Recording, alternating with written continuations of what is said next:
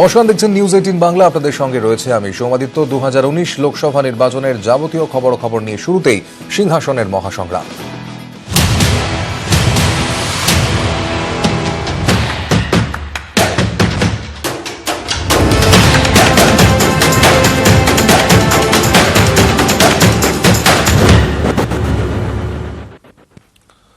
কোচবিহারের প্রার্থী বিজেপির দাগি প্রার্থী তিনি, এবং সেই কারণেই কমিশনে যাচ্ছে তৃণমূল তার বিরুদ্ধে। কোচবিহারের বিজেপি প্রার্থী নিশীথ প্রামাণিক, তার বিরুদ্ধে 11টি ফৌজদারি মামলা রয়েছে এবং এর মধ্যে 2টি মামলাতে জামিনই হয়নি এবং অত্যন্ত গুরুতর সমস্ত মামলা। খুনের চেষ্টার অভিযোগ, সোনার দোকানে ডাকাতির অভিযোগও রয়েছে নিশীথ প্রামাণিকের বিরুদ্ধে। এবং এমন প্রার্থী বাইরে থেকে যদি ভোট প্রক্রিয়ায় অংশ নেয় তাহলে তা হবে বিপজ্জনক।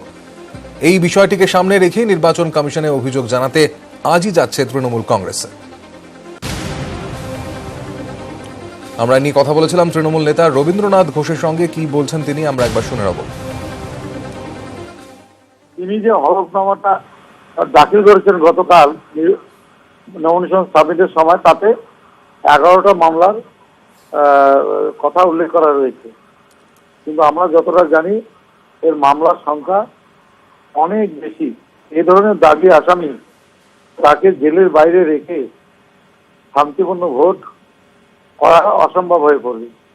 তাই সেই ক্ষেত্রে এই ধরনের দাগি আসামি এদেরকে জেলে পোড়া হোক, জেলের মধ্যে রেখে তারপরে নির্বাচন করা হোক, এই আবেদনটাই নির্বাচন কমিশনের কাছে আমরা লিখিতভাবে আজকে জানাচ্ছি।